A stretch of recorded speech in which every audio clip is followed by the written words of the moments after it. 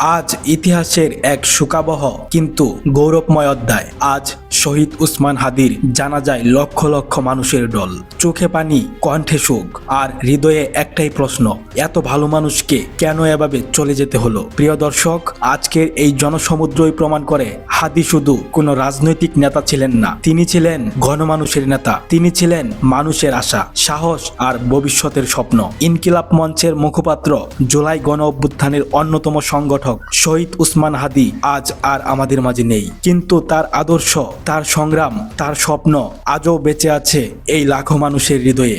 আজ জানাজার কাতারে দাঁড়িয়েছিল শ্রমিক, ছাত্র, শিক্ষক, বৃদ্ধ, তরুণ।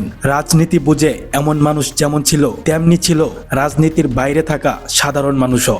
এটাই প্রমাণ করে হাদি ছিলেন সবার নেতা, কোনো এক শ্রেণীর নন। যদি তিনি বেঁচে থাকতেন, অনেকে বলেছেন তিনিই হতে পারতেন আগামীর বাংলাদেশ, কারণ তিনি ক্ষমতার রাজনীতি করেননি। তিনি কথা বলতেন মানুষের অধিকার নিয়ে, তিনি স্বপ্ন দেখতেন একটি ন্যায়ের বাংলাদেশ গড়ার। আজ তার জানাজায় মানুষের এই অভূতপূর্ব উপস্থিতি শুধু সুখ নয়, এটা এক নীরব প্রতিবাদ, এটা এক উচ্চারিত অঙ্গীকার। শহীদের রক্ত বৃথা যাবে না। শহীদ উসমান হাদি আজ নেই, কিন্তু তার রেখে যাওয়া পথচিহ্ন ধরে হেঁটেই এগোবে আগামীর বাংলাদেশ। এই বিশ্বাস নিয়েই আজ লাখো মানুষ তাকে বিদায় জানিয়েছে। আল্লাহ তাআলা শহীদ উসমান হাদিকে জান্নাতুল ফেরদৌস নসিব করুন, আমিন।